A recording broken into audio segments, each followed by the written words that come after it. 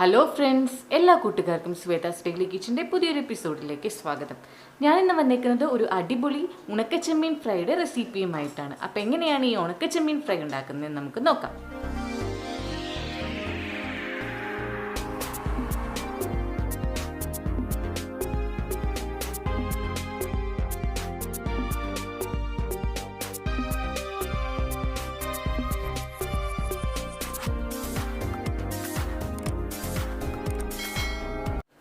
അപ്പോൾ ഈ ഉണക്കച്ചെമ്മീൻ ഫ്രൈ ഉണ്ടാക്കാൻ വേണ്ടിയിട്ട് ഞാനൊരു പാൻ അടുപ്പത്ത് വെച്ചിട്ടുണ്ട്. ആ പാനിലേക്ക് ഒരു 2 ടീസ്പൂൺ വെളിച്ചെണ്ണ ചേർത്ത് കൊടുത്തിട്ടുണ്ട്.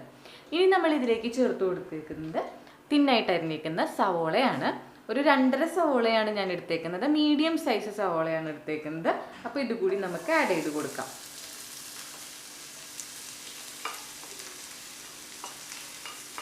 അപ്പം ഞാൻ സവോള ആഡ് ചെയ്ത് കൊടുത്തിട്ടുണ്ട്. ഇനി സവോള നമുക്കൊന്ന് വഴറ്റിയെടുക്കണം. ലോ ഫ്ലെയിമിൽ വെച്ചിട്ടാണ് വഴറ്റിയെടുക്കുന്നത്.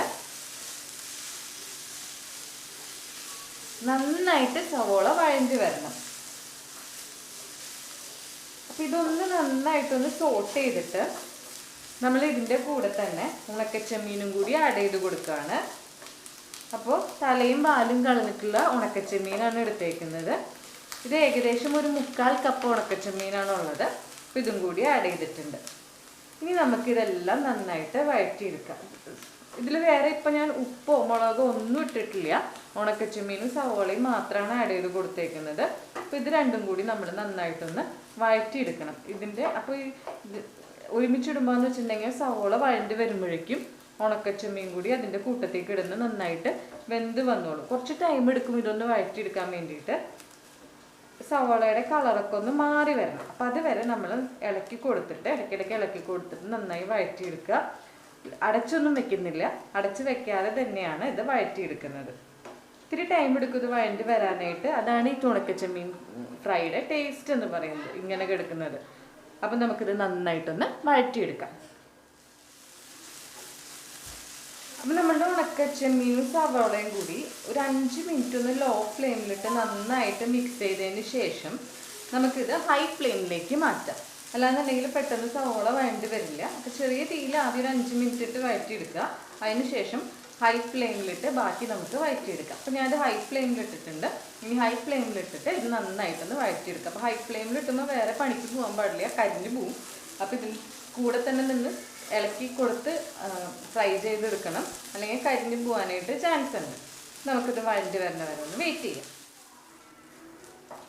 അപ്പോൾ ഇതേ കണ്ടിന്യൂസ് ആയിട്ട് ഇളക്കി കൊടുത്തിട്ട് നമ്മളുടെ ഉണക്കച്ചെമ്മീനും സവോളയൊക്കെ നന്നായിട്ടൊന്ന് ഫ്രൈ ചെയ്ത് വന്നിട്ടുണ്ട്. അപ്പോൾ ഉണക്കച്ചെമ്മീൻ നമ്മളുടെ സവോളയുടെ കൂടെ തന്നെ ഇട്ട് വേവിക്കുമ്പോൾ എന്ന് പറഞ്ഞിട്ടുണ്ടെങ്കിൽ സവോളയ്ക്കും നല്ലൊരു സ്പെഷ്യൽ ടേസ്റ്റ് ആയിരിക്കും. ആ ഉണക്കച്ചെമ്മീൻ്റെ നല്ല ടേസ്റ്റ് സവോളയിലും ഉണ്ടാവും. അപ്പോൾ നല്ല ടേസ്റ്റി ആയിരിക്കും ഈ ഉണക്കച്ചെമ്മീൻ ഫ്രൈ എന്ന് പറയുന്നത്. ഇനി നമ്മൾ ഇതിലേക്ക് ഉപ്പും മുളകൊക്കെ ചേർത്ത് കൊടുക്കണം. ഇതൊന്നും നമ്മൾ ചേർത്ത് കൊടുത്തിട്ടില്ലല്ലോ. നമ്മൾ ഇത് ഏകദേശം റെഡി ആയിട്ടുണ്ടെങ്കിൽ നമുക്ക് ഇതിലേക്ക് ഫൈനലി ഉപ്പും മുളകും മാത്രമേ ചേർത്ത് കൊടുക്കാനുള്ളൂ.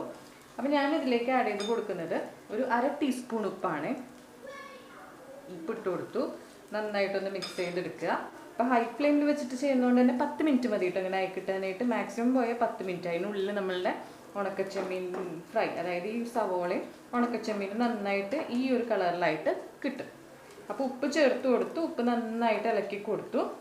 ഉപ്പ് നന്നായിട്ട് ഇളക്കി കൊടുത്തതിന് ശേഷം നമ്മൾക്കിതിലേക്ക് ചില്ലി ഫ്ലേക്സ് ഇട്ട് കൊടുക്കുക. ചില്ലി ഫ്ലേക്സ് ആണ് ഇടുന്നത്, മുളക് പൊടിയല്ല. ഒരു 1.5 ടീസ്പൂൺ ചില്ലി ഫ്ലേക്സ് കൂടി ഞാൻ ഇട്ട് കൊടുക്കുകയാണ്. അപ്പോൾ നിങ്ങളുടെ എരിവിനനുസരിച്ച് ഇടാം. എരിവ് കൂടുതൽ വേണം എന്നുള്ളവർ കൂടുതൽ ആഡ് ചെയ്ത് കൊടുക്കുക. ഇത് ഏകദേശം അത്യാവശ്യം മീഡിയം സ്പൈസി ഉണ്ടാവും ഇത്രയും മുളക് പൊടി ചേർത്ത് കൊടുത്തിട്ടുണ്ടെങ്കിൽ. സ്പൈസ് ലെവൽ മീഡിയം ആയിരിക്കും. അപ്പോൾ ഇതിൽ കുറച്ചിട്ടുണ്ടെങ്കിൽ കുറച്ച് കുറവായിരിക്കും. അങ്ങനെ വേണ്ടവർ അങ്ങനെ ചേർത്ത് കൊടുക്കുക, കൂടുതൽ വേണ്ടവർ അതിനനുസരിച്ച് കൂടുതലും ചേർത്ത് കൊടുക്കുക. അപ്പോൾ ഇതെല്ലാം കൂടി നന്നായിട്ടൊന്ന് മിക്സ് ചെയ്തതിന് ശേഷം നമുക്കിത് ഓഫ് ചെയ്യാം. ചോറിൻ്റെ കൂടെ കഴിക്കാനായിട്ട് ഒരു അടിപൊളി കറിയാണ്. വേറെ കറിയൊന്നും ഉണ്ടാക്കാൻ മടിയാന്ന് വെച്ചിട്ടുണ്ടെങ്കിൽ, അങ്ങനെയുള്ള ദിവസം വേറെ കറിയൊന്നും ഇല്ലയെന്നുണ്ടെങ്കിൽ ഇത് ഉണ്ടാക്കിയാൽ മതി. എത്ര ചോറ് വേണേലും കഴിക്കാൻ പറ്റും ഈ ഒരു ഉണക്കച്ചെമ്മീൻ ഫ്രൈ കൂട്ടിയിട്ട്. അപ്പോൾ ഉണക്കമീൻ ഉണ്ടെങ്കിൽ ഓൾറെഡി എല്ലാവർക്കും അറിയാമല്ലോ, അത്യാവശ്യം നല്ല രീതിയിൽ ചോറ് കഴിക്കാൻ പറ്റുന്നു. ഈ ഉണക്കച്ചെമ്മീൻ ഫ്രൈ ആയിട്ടുണ്ടെങ്കിൽ സൂപ്പറായിരിക്കും ചോറിൻ്റെ കൂടെ. അപ്പോൾ ഞാനിതെല്ലാം കൂടി നന്നായിട്ടൊന്ന് മിക്സ് ചെയ്തതിന് ശേഷം സ്റ്റൗ ഓഫ് ചെയ്യാണ്. അതിന് ശേഷം ഇതൊരു സെർവിങ് പ്ലേറ്റിലേക്ക് മാറ്റാം. അപ്പോൾ വളരെ കുറവ് ഇൻഗ്രീഡിയൻസ് വെച്ചിട്ട് വളരെ എളുപ്പത്തിൽ ഒരു അടിപൊളി ടേസ്റ്റോട് കൂടി റെഡിയാക്കിയ നമ്മളുടെ ഉണക്കച്ചെമ്മീൻ ഫ്രൈ റെഡി ആയിട്ടുണ്ട്. എല്ലാവരും ട്രൈ ചെയ്ത് നോക്കുക. ചോറിൻ്റെ കൂടെ കഴിക്കാൻ ഒരു അടിപൊളി കോമ്പിനേഷനാണത്. അപ്പോൾ ട്രൈ ചെയ്ത് നോക്കിയിട്ട് അഭിപ്രായങ്ങൾ അറിയിക്കാൻ മറക്കരുത്. ഇഷ്ടപ്പെട്ടിട്ടുണ്ടെങ്കിൽ വീഡിയോ ഒന്ന് ലൈക്ക് ചെയ്യുക. ഒപ്പം തന്നെ നിങ്ങളുടെ ഫ്രണ്ട്സും റിലേറ്റീവ്സും ഒക്കെ ആയിട്ടൊന്ന് ഷെയർ ചെയ്ത് കൊടുക്കുക. കൂടാതെ ചാനൽ സബ്സ്ക്രൈബ് ചെയ്യാൻ മറക്കരുത്. അടുത്തുള്ള ബെൽ ബട്ടൺ കൂടി പ്രസ് ചെയ്തിട്ടുണ്ടെങ്കിൽ പുതിയതായിട്ടിടുന്ന വീഡിയോസിൻ്റെ നോട്ടിഫിക്കേഷൻസ് എല്ലാം നിങ്ങൾക്ക് അപ്പോൾ തന്നെ കിട്ടുന്നതാണ്. അപ്പോൾ പുതിയൊരു വീഡിയോയുമായി നമുക്ക് അടുത്ത ദിവസം കാണാം. അതുവരെ ബൈ ബൈ.